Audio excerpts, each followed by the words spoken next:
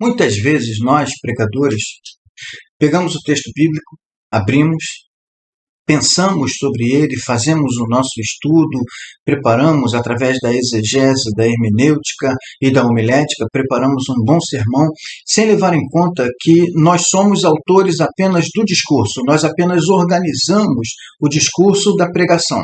Mas a pregação, de fato, ela possui três autorias. A nossa autoria é a autoria discursiva, mas ela possui a autoria textual e a autoria revelacional. Nós precisamos levar em conta isso no momento da pregação, para que não peguemos, para que não puxemos para nós um mérito que não é nosso, um crédito que não é nosso. Hoje nós vamos falar sobre a autoria revelacional.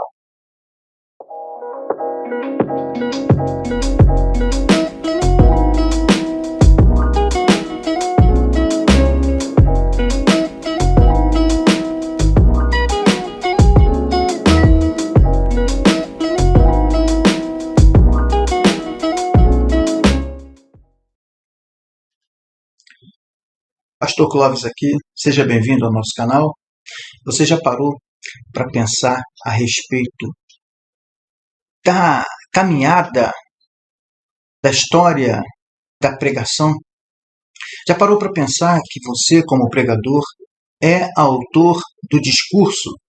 Você elabora, prepara o seu sermão, faz o seu esboço, escreve o que tem que escrever, vai até o púlpito, prega a sua pregação, mas já parou para pensar que existe um texto que manda na sua pregação?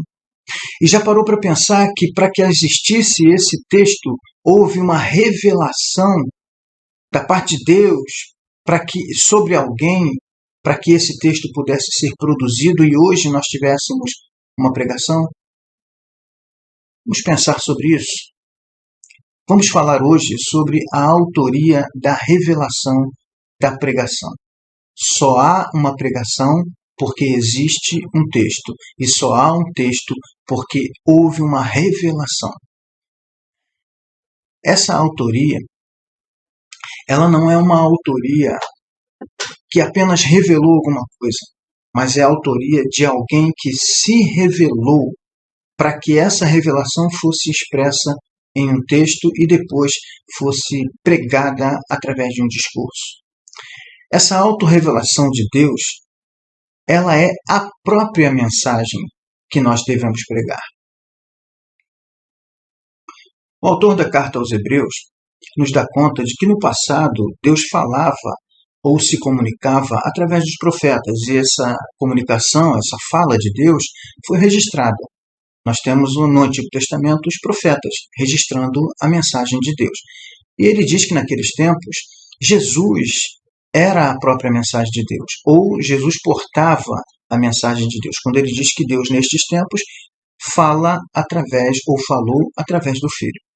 Entretanto, nós vemos o Evangelho de João comunicando que Jesus não apenas falou a mensagem de Deus, ou não apenas foi usado por Deus para falar a sua mensagem, mas diz que Jesus é a própria mensagem, é o próprio Deus revelado. Note no Evangelho de João, capítulo 1, de 1 a 17. Eu vou ler um trecho aqui para vocês, para poder ficar bem claro. No princípio era o verbo, a fala, o verbo, a palavra. E o verbo estava com Deus, e o verbo era Deus. Ele estava no princípio com Deus. E o verbo se fez carne, ou seja, encarnou, tornou-se um ser humano e habitou entre nós. E vimos sua glória como a glória do unigênito do Pai. Lá no finalzinho, verso 17, diz que Deus nunca foi visto por alguém. O Filho unigênito que está no seio do Pai, esse o revelou. Ou seja, Deus não apenas falou através dos homens, mas ele se mostrou através dos homens na pessoa do Filho. Deus encarnou. Ele é a revelação. Então, a autoria revelacional da pregação é o próprio Deus, porque ele vem desde o início se mostrando, se revelando, se apresentando como a mensagem a ser pregada. Temos uma questão muito interessante a tratar a respeito disso quando falamos sobre a forma da revelação. Ela foi inspirada. Por mais que nós tenhamos competência para pregar, por mais que nós nos preparemos, nos qualifiquemos, nos aprimoremos para pregar o nosso sermão, nós precisamos entender que por trás desse sermão existe um texto que foi inspirado. Deus concedeu a alguns homens do passado o privilégio, a honra de serem instrumentos de sua inspiração. Ele inspirou homens para trazer à luz, para poder registrar em linguagem humana a mensagem dele, aquilo que ele queria que fosse transmitido a todos os outros homens.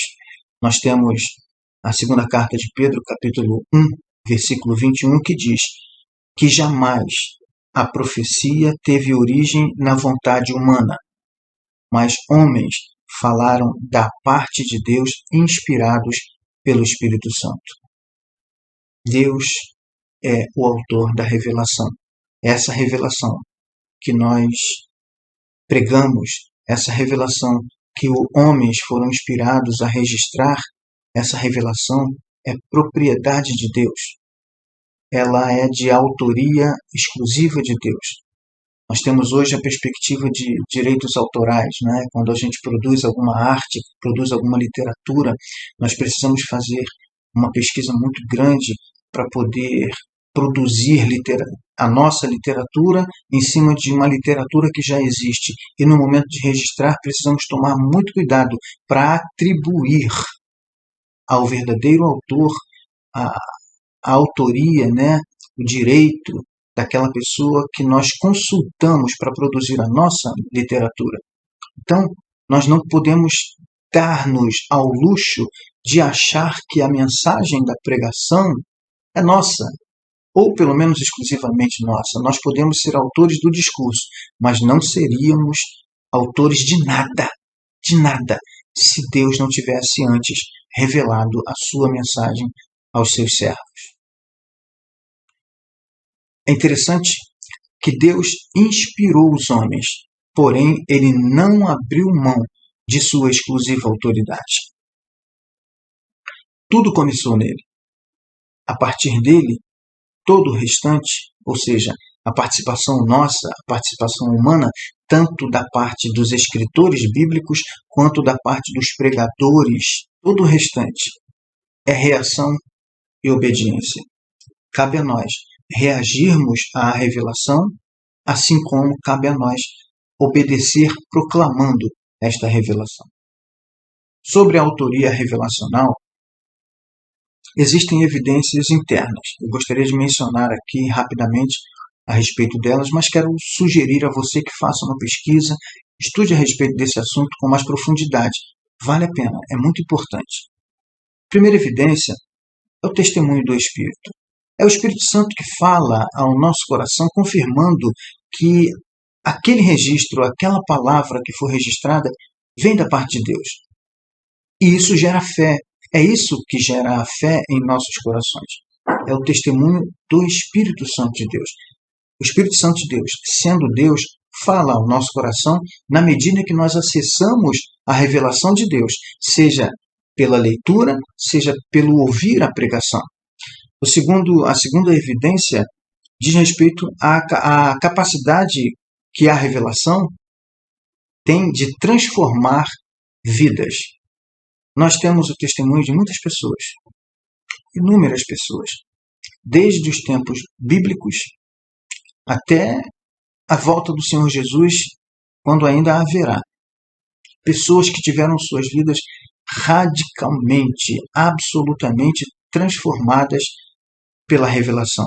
Isso é prova de que essa revelação vem de Deus, porque somente Deus tem condições de mudar, de transformar a vida do ser humano nesta proporção, com tanta intensidade.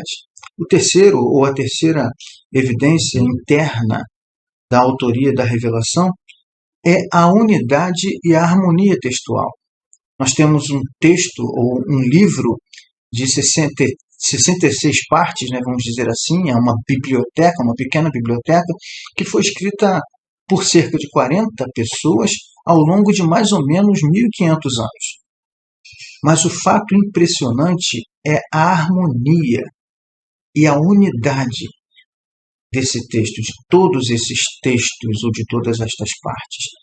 Homens que viveram em épocas diferentes, culturas diferentes, com línguas diferentes, mas que conseguem produzir uma matéria, um material, uma argumentação com uma unidade que aponta para um único autor. É Deus. Eles são autores do texto, mas o autor da revelação contida no texto ou nos textos é um só. É Deus. Isso é impressionante. Quero continuar falando sobre a historicidade como também uma evidência da autoria revelacional ou uma evidência interna da autoria divina do texto. É interessante que nós vemos com o passar do tempo e comprovamos até pela própria arqueologia e pela ciência, os registros da Escritura tratam de pessoas que realmente existiram, de eventos que realmente aconteceram e são comprovados historicamente como fato e não como histórias. Mas existiram mesmo aquelas pessoas e aqueles eventos, aquelas coisas que aconteceram, realmente não estão apenas registradas como contos ou como historinhas, mas são fatos, realmente aconteceram. A historicidade é uma evidência interna da autoria da revelação. E, em último lugar, eu quero mencionar o cumprimento profético. As profecias, muitas delas do Antigo Testamento, se cumpriram em Jesus, no Novo Testamento. Não apenas na pessoa de Jesus, mas nos eventos e nas ocorrências relacionadas a Jesus.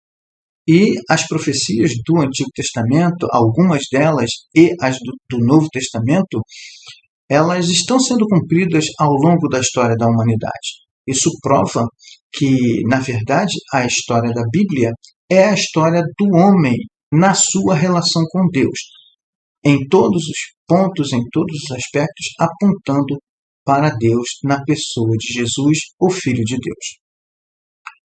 Ainda sobre a autoria revelacional da Escritura, é importante mencionar que essa revelação possui um propósito. E algumas pessoas hoje têm distorcido o propósito da Escritura, da revelação de Deus. Usam a Escritura para alcançar seus próprios objetivos pessoais, às vezes mesquinhos, gananciosos. Lamentavelmente, nós consideramos isso um fato, porque nós temos visto, dia após dia, homens e mulheres usando a palavra de Deus, usando a Escritura para alcançar objetivos espúrios. A segunda carta de Paulo a Timóteo, capítulo 3, versos 16 e 17, além de dizer que toda a Escritura é inspirada por Deus, diz que ela é útil para ensino, repreensão, correção, instrução e justiça, a fim de que o homem de Deus seja apto e plenamente preparado para toda boa obra. Essa revelação possui um propósito. Esse propósito está muito claro na Escritura. Deus, ao revelar a sua mensagem, ou ao revelar-se, ele tem a intenção de aproximar o homem dele e de tornar o homem útil para glorificar o seu nome através de ações, através de boas obras. Não se esqueça, você é autor do discurso como pregador. Você elabora, prepara, faz o seu esboço, prepara a sua mensagem e você é responsável pelo discurso na exposição da revelação de Deus. Porém, não haveria um discurso se não houvesse um texto e não haveria nem o texto se não houvesse uma revelação. E hoje nós tratamos um pouco sobre a autoria da revelação. Deus é o único e exclusivo autor da revelação. E essa revelação é a revelação auto-apresentada. Deus se apresentou pelos profetas, depois se apresentou pelo Filho, e o Filho, sendo o próprio Deus, ele mostra qual o projeto, qual o plano de Deus para nós. Nós temos apenas que pregar isso. Esse foi o primeiro vídeo dessa nossa playlist, que conterá a autoria revelacional, a autoria textual e a autoria discursiva. Deus te abençoe. Até o próximo.